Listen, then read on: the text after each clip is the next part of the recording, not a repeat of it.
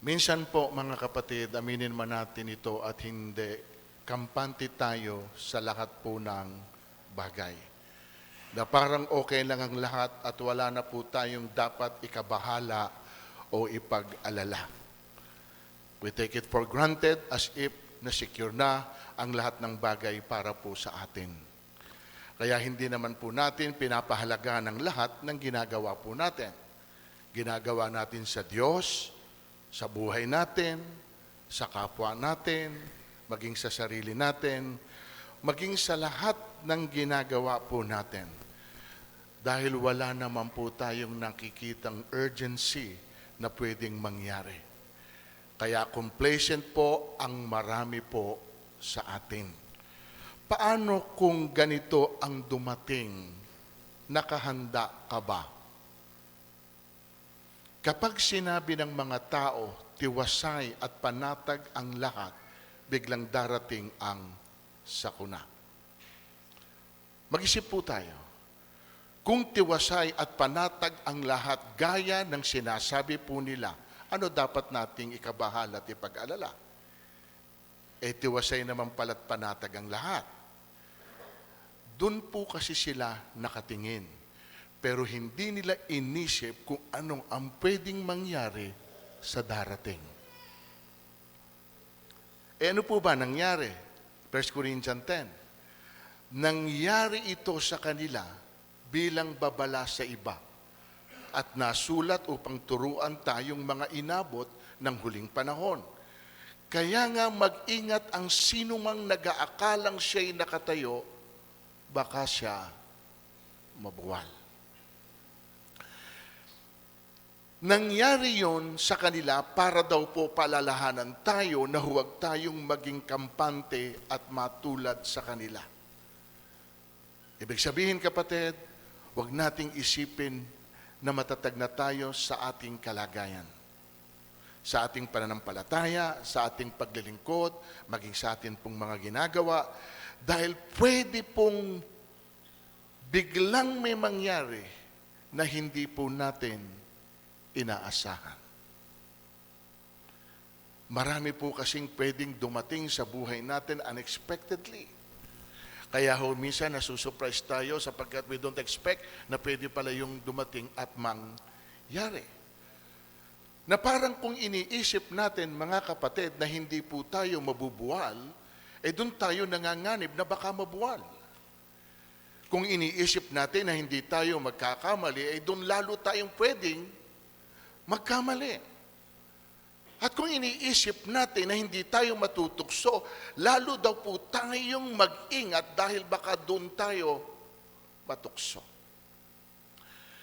Kahit daw po sinasabi na natin na napakatagal na po nating mga Kristiyano at marami na po tayong mga karanasan, hindi po tayo exempted sa bagay na ito.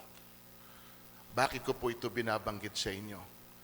Dahil ang mensahe natin ngayon ay pinamagatan ko pong kahit ka pa pinili, pwede kang mahulog at magkamali.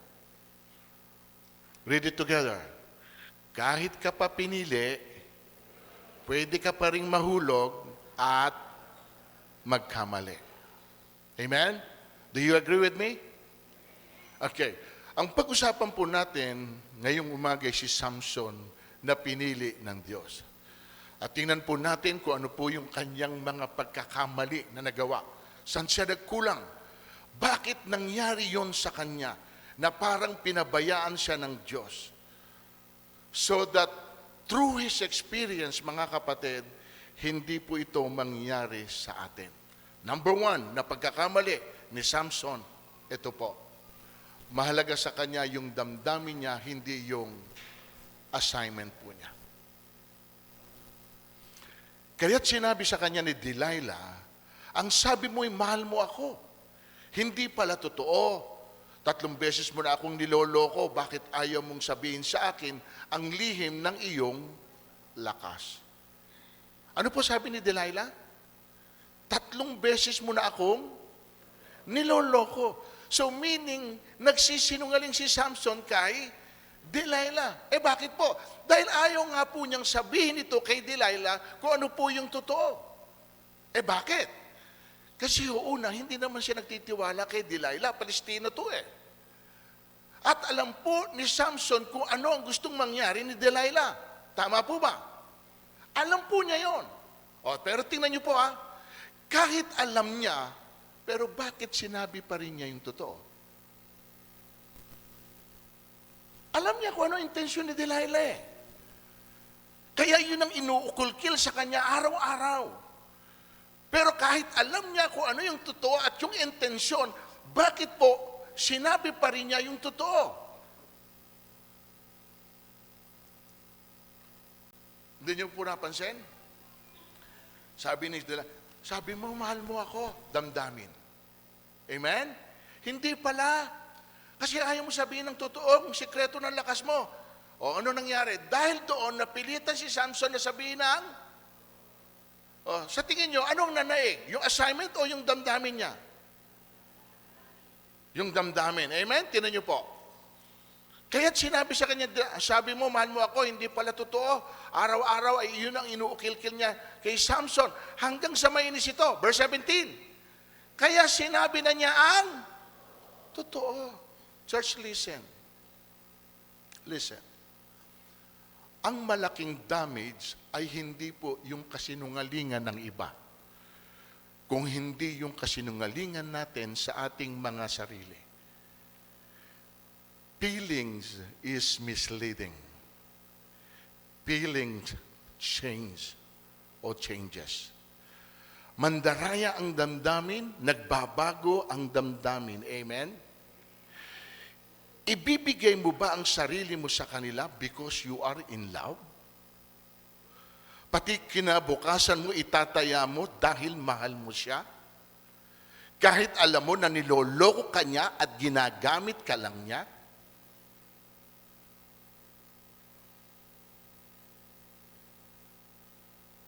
Di ba sinabi ko po sa inyo kanina, alam ni Samson yung gustong mangyari ni Delilah, amen? Kaso ano na naig?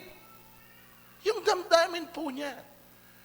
Hindi na po yung pong assignment na ibinigay ng Diyos na gagawin po niya. At dyan po tayo madalas nahuhulog at nagkakamali, amen? Mga kabataan, mga dalaga at binata, even may asawa, oras na ma-in love, oras na magkagusto, napakarami nating tinatalikuran.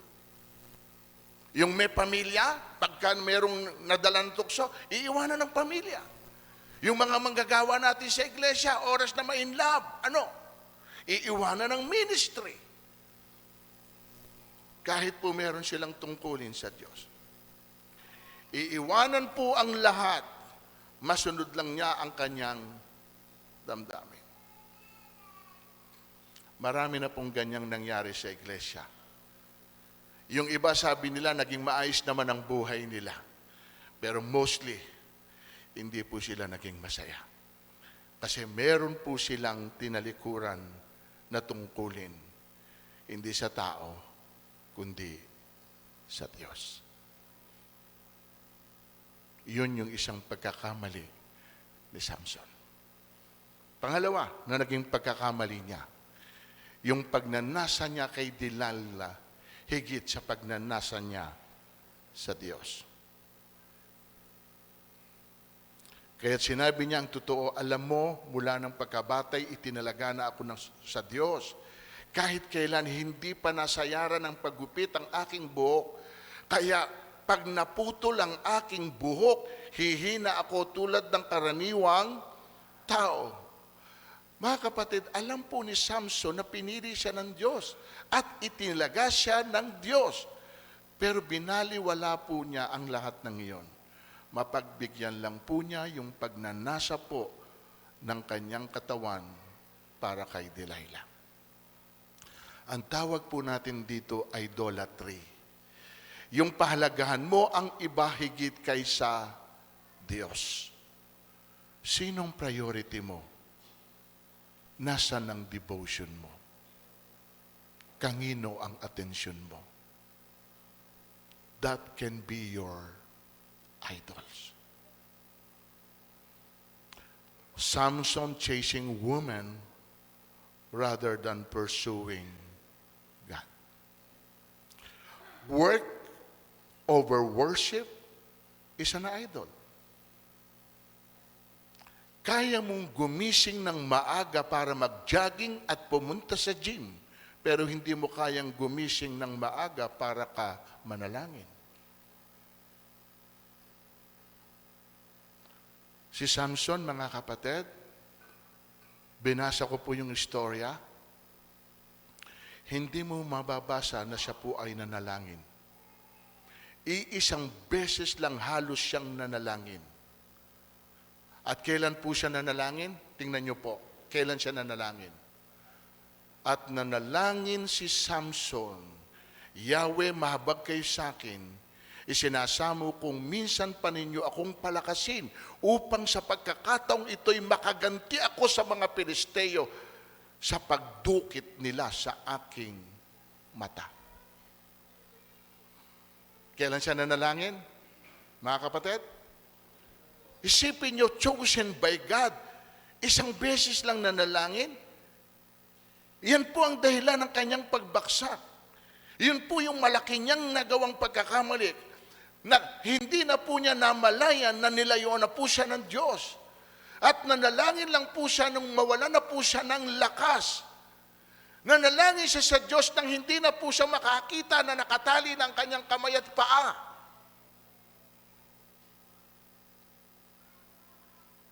Yung wala na po siyang magawa.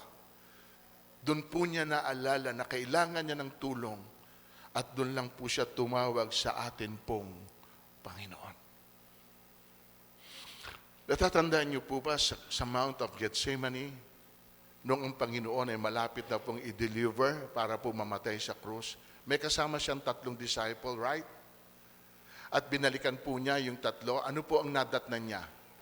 Natutulog. Ano sabi ng Panginoon? First time na maririnig nyo. At ito rin nasabi ko na sa ilan sa inyo. Doon ko lang po nakita na parang ang Panginoon ay humingi ng tulong sa tao. Pero nung pong akin po itong research, hindi ho pala yung paghingi ng tulong doon sa 3. Kasi ang sabi ng Panginoon sa kanila, hindi nyo ba ako pwedeng samahan kahit man lang isang oras? As if na parang humihingi ng reinforcement ang ating Panginoon. I need the backup. Kailangan ko ng tulong nyo rito. Kasi haharap ako sa matinding pagsubok. Malapit na akong patayin. At yung pong kanyang declaration, would you not tarry with me even 1 hour? Hindi nyo ba ako pwedeng samahan? Yung palang sinasabi ng Panginoon ay hindi para sa kanya. Kundi para po pala doon sa 3 alagad niya, na manalangin kayo nang hindi kayong madaig. Hindi ho pala dahil kailangan niya ng reinforcement, kundi kaya po pinupus niya yung 3, manalangin kayo, sapagkat kung hindi kayo mananalangin, hindi nyo kakayanin yung pagsubok na darating sa buhay ninyo, oras na dumating ito. And prayer is the only answer. If ever na tayo ay may hinaharap ng mga pagsubok, kung wala man at kung may darating man, ang prayer lang ang pwedeng magbigay sa atin ng kalakasan. Tanging panalangin lang. Kaya ho, ini-encourage tayo ng Panginoon, pray without ceasing. Alam ng Panginoon ang mga bagay na pwedeng maganap at mangyari. Kaya nga minsan, di ba, nagre-request pa tayo, please, sama nyo naman kami sa prayer. Pray for us, pray. Bakit? Sapagkat alam natin kung ano ang meron sa panalangin. Pero kitang-kita natin dito si Samson, nanalangin lang sa Diyos. Naalala lang niya ang Diyos nung siya po ay wala nang magawa sa kanyang sarili. Sapagkat nung sa umpisa, nung hindi pa siya nagkakaganon, umaasa siya sa lakas na meron siya. Verse 20, at kanyang sinabi, Samson, may dumarating na mga Pilisteo. Nagtakang bumangon si Samson pagkat akala niya'y makakawala siyang tulad ng dati. Hindi pa niya namamalayang nilayuan na siya ni Yahweh. Anong mensahe nito sa atin, church? Listen, you cannot take the grace of God for granted. We cannot abuse the mercy of God dahil pwede kang iwan ito. At ito yung nakakatakot na pwedeng mangyari. Si David nung magkasala, iniwan din siya ng Diyos. Si Saul nung magkasala, iniwan din siya ng Diyos. Sino ka at sino ako? Huwag tayong pumanatag sa sarili natin bilang mga Kristiyano. Baka hindi rin po natin namamalayan na wala na pala ang Panginoon, ang presence ng Panginoon sa buhay natin dahil hindi na siya natutuwa sa mga nakikita niyang ginagawa natin.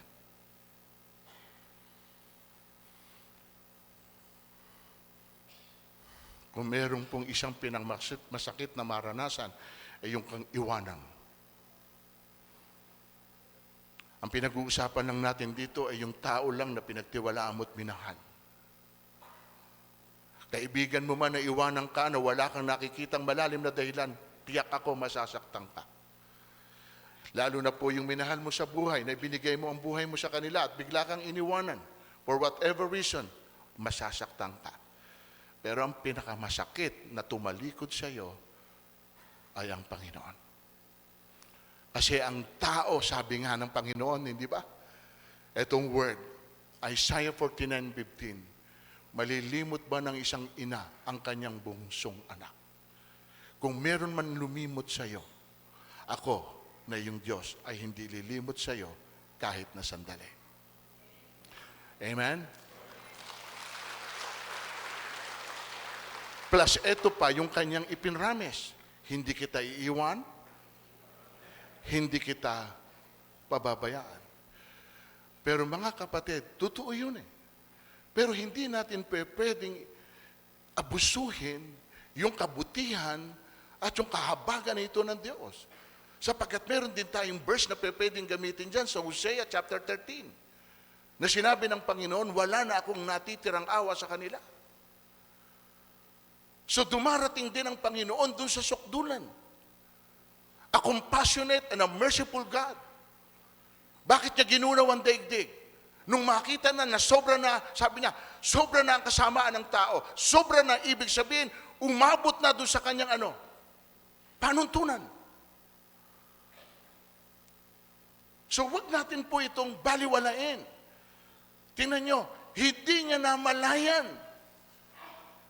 Napakabigat mga kapatid na pwede palang mangyari na wala na pala ang presence ng Panginoon sa iyo. Hindi mo pa ito namamalayan. Ang akala mo lang, kasama mo pa ang Diyos.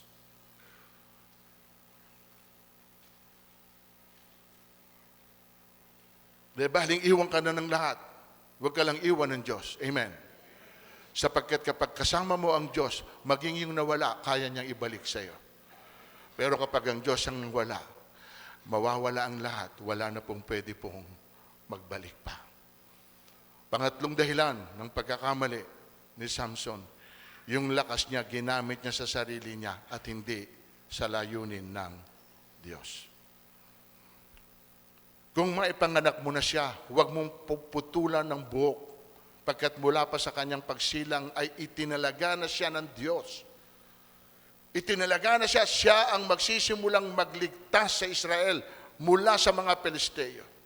So ito yung layunin niya, mga kapatid. Pero ginamit niya yung lakas niya sa sarili niyang pleasure. Sa paghahanap ng babae sa katauhan ni Delilah. Meron nga pong restriction ibinigay sa kanya. Huwag mong papuputulan. Dahil yung pong strength niya ay para sa kanyang assignment. Amen?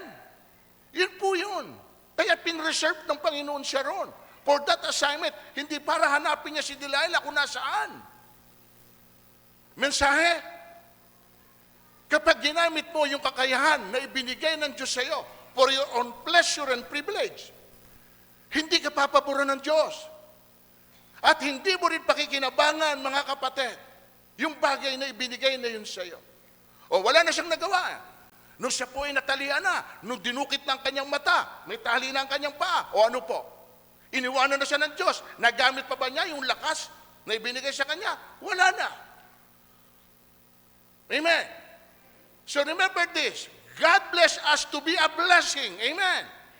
Hindi para tayo maupo at sabihin natin sa kanila at sa sarili natin, look how blessed I am. Hindi daw po ganun ang purpose natin.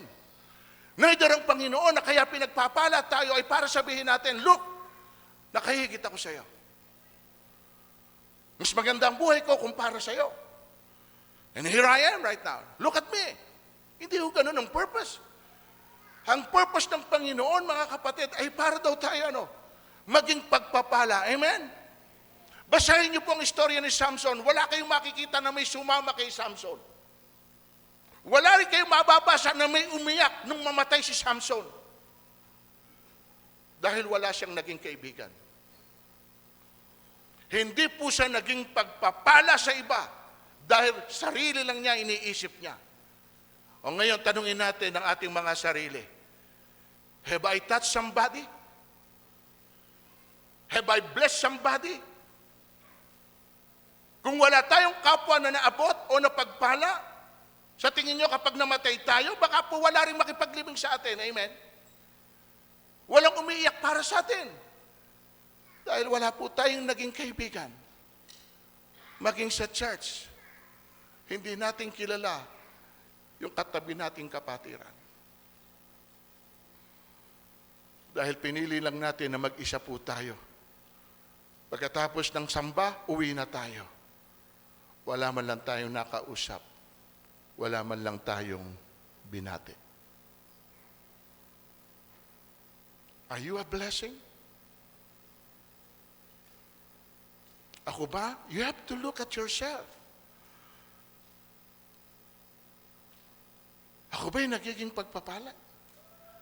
Kahapon nasa Walter Mart ako, kasama ko ang asawa ko.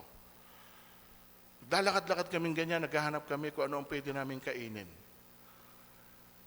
Napunta ako doon sa isang may booth. Nagtitinda siya ng buko juice. Yung buko juice na yung kinayod yung laman, tapos inilagay sa plastic na baso, tapos sinil. Pagdoob ko, nakita ko yung nagtitindang bata, 18 years old, umiiyak. I don't know her. Pero alam niyo ba kung ano sinabi ko? What's wrong? Ay, wala po. Hindi kayo iyak na walang dahilan. Tell me. Siyempre, hindi naman pwedeng mag-open yun. Hindi naman niya ako kilala. Pastor ako. Huwag kang mag-alala. Ipagpe-pray kita. Iyak lang siya ng iyak. Misunderstanding lang po. Kanghino? Sa boyfriend mo? Opo. Marami ka akong lalaki. Parang siguro sabi ng babae, tinuturoan pa akong iwanan ko na yung... Nak, wag mo ka akong ibigay ang pagkatao mo. Ngayon pa lang ka ako, tinan mo. Hindi mo pa siya asawa, umiiyak ka na. Eh kung ngayon pa lang umiiyak ka na, eh ano ka ako sasapitin mo kapag ka napangasawa mo na? Binigyan ko lang po ng enlightenment. Tapos tinawag ko si Mrs. dahil babae po yung kausap ko eh. Baka ma-develop po kami sa pag-uusap eh. Makita niyo, nagtitinda na rin ako ng buko. Eh, kaya tinawag ko po yung Mrs. ko. Mrs. halika, I need a reinforcement. Tulungan mo ko. Pinakausap ko rin kay Mrs. Now, what do I mean by that? Kapatid, hindi ko siya kilala eh. Pero nakita ko yung need eh. Hindi ka iiyak umiyak ka lang dahil gusto mo lang umiyak. Umiyak ka dahil may dahilan. Tell me, anong dahilan? Oh, pero sinabi ko sa kanya, huwag mong ibuhos ang buhay mo dahil, anak, may itsura ka. Dapat hindi ikaw ang naghahabol sa kanya, dapat ikaw ang hinahabol niya. Mga babae, huwag kayong hahabol sa lalaki. Hayaan nyo silang tumakbo. Pag nakitang hindi kayo sumusunod, babalik din yun. Amen? Oh, baka kaya meron akong gustong maghiwalay dito eh. Baka nga Wag niyong ibibigay. Meron tayong Panginoon. Amen? Ang gusto ko lang pong sabihin, mga kapatid, may pakialam kayo. Whether kilala nyo o hindi, kung pwede at meron kayong chance na ang buhay nyo ay maging pagpapala para sa kanila, then do it. Amen. Hindi mo alam eh. Baka ngayon magpapakamatay na, pero kung hindi kung hindi natin nabigyan ng pangunawa at paliwanag sa bagay na pwedeng mangyari sa kanya, then hindi natin lahat alam kung ano pinagdadaanan. Amen? Alam nyo ba pinagdadaanan ng katabi nyo? Hindi. Alam nyo ba na hindi kumikibo yan, pero may pinagdadaanan yan? Hindi naman niya pwedeng sabihin sa iyo. Bakit? Una, hindi naman kayo close. Pangalawa, hindi naman po siya pwedeng magtiwala sa iyo na baka mamaya, hindi pa tayo lumalabas, alam na ng buong barangay. Di ba? Mahirap. Pero titingnan nyo mga kapatid, kung saan tayo pwede na ang buhay natin ay maging papala o pang-apat na pagkakamali. Hindi niya alam kung saan galing ang lakas niya. Kaya sinabi niya ang totoo, alam mo, mula sa pagkabata, itinalaga na ako ng Diyos. Kahit kailan, hindi pa nasasayaran ng panggupit ang aking buhok.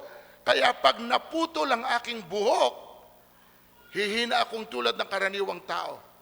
Mga kapatid, iyon ang pagkaalam ni Samson na ang lakas niya ay galing sa kanyang buhok. Kita nyo? Alam mo ba yung tinatawag nating assuming? Ito. Bilang nasa right, meron po silang mga restriction as I have said. May binagbabawal. Bawal po sa mga nasa right ang pumatay. Pero alam niyo ba, sa chapter 14 ng Judge, verse 8, pumatay po si Samson doon ng leon eh. Pero hindi nawala yung lakas niya eh. Ano pa? Uminom po ng alak doon sa verse 17. 7 araw na nag-celebrate po sila. Uminom ng alak po si Samson. Pero hindi po nawala yung lakas niya. Tanong, saan ba talaga nang gagaling at nagmumula yung lakas niya? Sa buhok ba niya talaga? Sa buhok ba? Tingnan nyo, kapatid.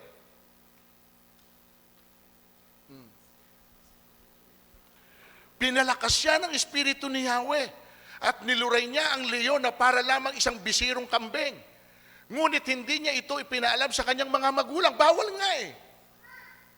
At si Samson ay pinalakas ng Espiritu ni Yahweh. Nagpunta siya sa Ascalon at pumatay ng 30 tao. Kita nyo? Nakita nyo yung lakas niya? Kaya niya pumatay ng leon? Kaya niya pumatay ng napakaraming tao? Pero tingnan mo kapatid, nawala lakas niya rito. Si Samson naman ay pinatulog ni Delilah sa kanyang kandungan. Nang ito'y mahimbing na, tumawag siya ng isang tao at pinagupitan si Samson. Pagkatapos ginising niya ito at kanyang sinabi, Samson, may dumarating na Pilisteo. Nagtangkang bumangon si Samson pagkat akala niya makakawala siya tulad ng dati. Hindi pa niya namamalayang nilayuan na siya ni Yahweh. Binihag siya ng mga Pilisteo at dinukit ang kanyang mga mata. Kailan nawala ang lakas niya? Nang nilayuan na siya ni Yahweh, doon nawala ang lakas niya. So the source of his strength is the Spirit of God. Inisip niya na yung lakas niya ay nasa kanyang buhok. Doon siya nakatingin. Yun ang alam niya na source ng kanyang strength. So ano ginawa ni Lord? Pinutol. Pinaputol sa mga Pilisteo. So ano mensahe? Pinuputol ng Diyos yung sa palagay mo na iyon ang strength mo at hindi na ang Diyos. Yung mga bagay na inaasahan mo at pinagtitiwalaan mo higit kaysa sa Diyos. Pinuputol ng Diyos yung ipinagmamalaki mo na iniisip mo na iyon ang pinagmumulan ng anumang merong ka sa buhay mo. Church, mag-ingat po tayo. Sino ba talaga ang nagbibigay ng lahat ng nasa sayo? Sabi ho ng John chapter 3:27, walang tatanggapin ng tao malibang ipagkaloob sa iyo ng Diyos. Psalm 24 verse 1, heaven and earth is mine and everything in it. Lahat ng bagay ay akin. Ako may-ari ng lahat ng bagay. Amen, mga kapatid. And in our conclusion, at nalangin si Samson, Yahweh, mahabag kayo sa akin, isinasamo kong minsan pa ninyo akong palakasin, upang sa pagkakataong ito'y makaganti ako sa mga Pilisteo sa pagkadukit nila sa aking mga mata. Dito po niya naintindihan kung saan ang galing ang kanyang lakas. Hiningi niya uli sa Diyos na palakasin siya. Tandaan po ninyo ito. Kung sa buhok niya galing yung lakas niya, nang bihag siya ng Pilisteo, unti-unti na itong humaba. Amen? So hindi na niya kailangan humingi ng tulong sa Diyos. Kasi nung siya'y mabihag, matagal pong inalipin po siya. Humaba na po yung kanyang buhok. Amen? O di bumalik na doon sa dati na mahaba. Bakit po hindi na rin siya nakatakas? Kasi hindi naman po talaga sa buhok yung kanya pong strength. Amen? So sino ang strength niya? Doon lang po niya na-realize yung kanyang pagkakamali, mga kapatid. Now, here is the concluding ng atin pong message. Kailan natin ito marirealize? Kung kailan wala na tayong paningin, kung kailan hindi na tayo pwedeng gumalaw at makakilos dahil we are in chain,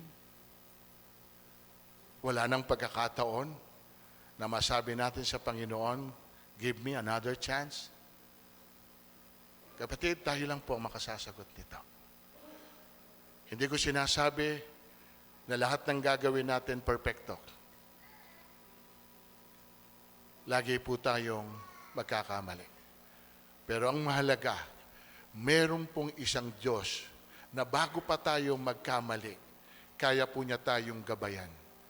Kaya po niya tayong i-direct nang hindi na po tayo dumating pa dun sa ganong klase ng pagkakamali ng buhay. Mga kapatid, alam niyo yan. Hindi naman tayo bata, dapat pang palalahanan. Alam niyo kung ano ang tama, alam niyo kung ano ang mali. Mag-stand po tayo sa tama, talikuran natin ang mali. Tayo pong lahat ay tumayo.